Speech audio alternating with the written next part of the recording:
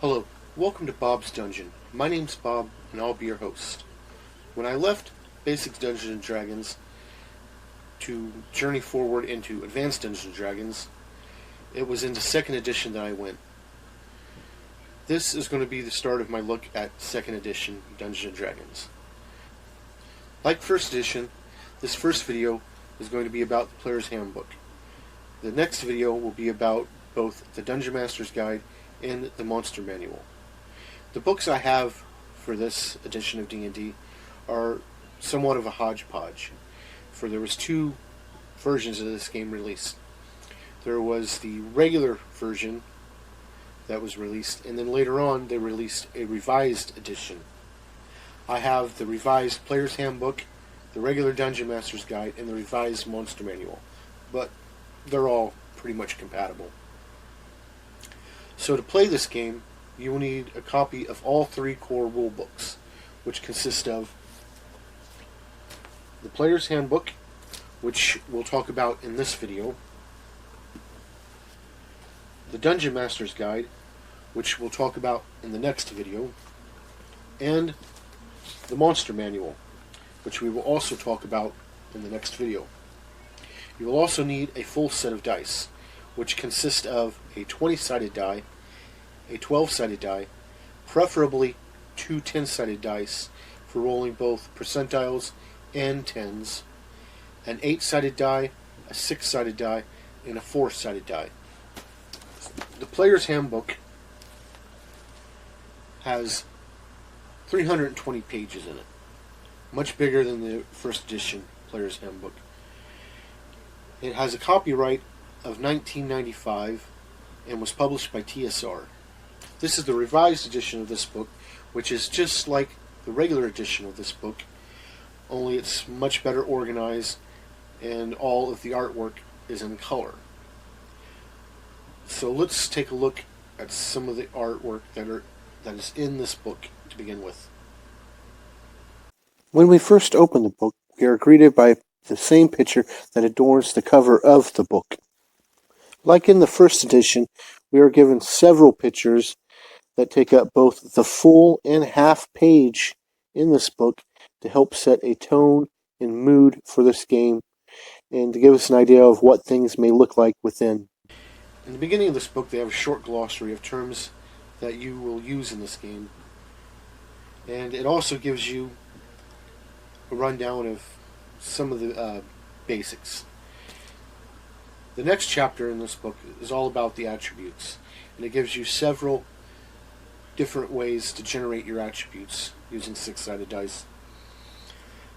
After that, you'll want to pick a race. The races changed a little bit in this edition from 1st edition, but not a lot. The races are human, dwarf, gnome, elf, half-elf, and halfling.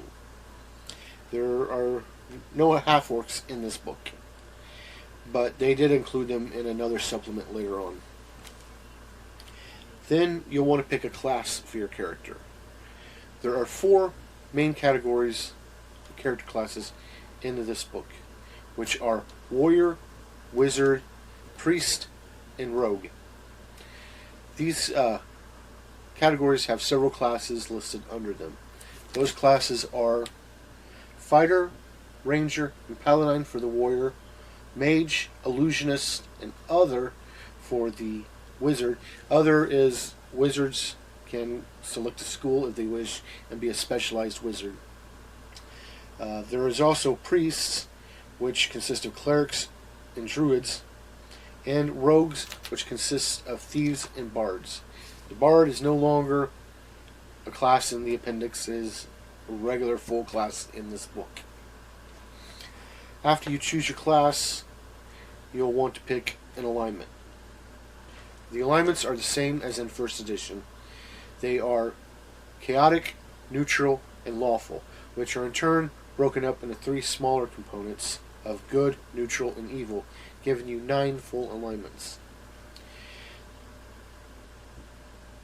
There's also a chapter in here on equipment, which will give you a chance to stock your character with weapons and armor and other essential equipment.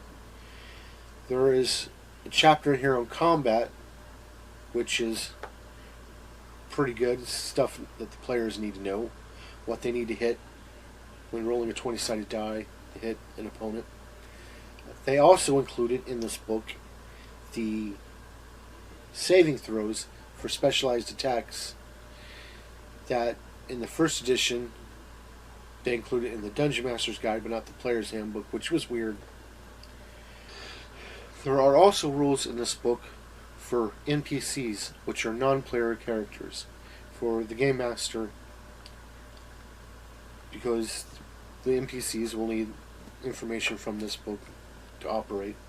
There are rules in here for multi-classing and dual classing, which work a lot like they do in first edition, which means that only non-humans can multi-class, which is taking 2 classes at character creation, or 3 in some cases, and as they gain experience, they split those experience points up amongst their classes and gain levels in each class as they go.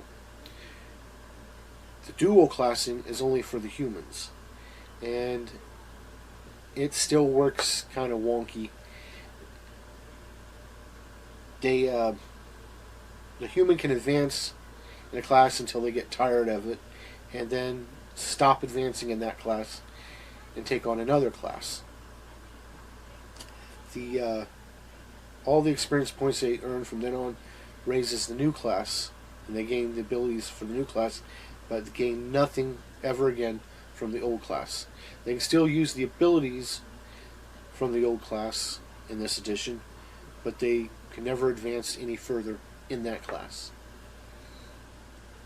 After it goes through the rules for generating and maintaining a character and equipping them, and combat and NPC stuff, this book has 8 appendixes, 7 of which revolve around describing all the different spells for wizards and priests and other spellcasters, categories for them and all that. The 8th appendix just is a collection of all the tables that are in this book so that you could easily find them. All in all, this is a really good book. It has everything that you need to build and maintain a character and know the basics of how the rules work, which is much more than they put into it in the first edition, which was just really basic. I love second edition over first, even though I've never played first edition. Second edition is where I cut my teeth in Advanced Dungeons & Dragons, and so that's all I have to say really about the Player's Handbook. I hope you join me in the next video when I'll look at the other 2 core rule books for this edition. Bye.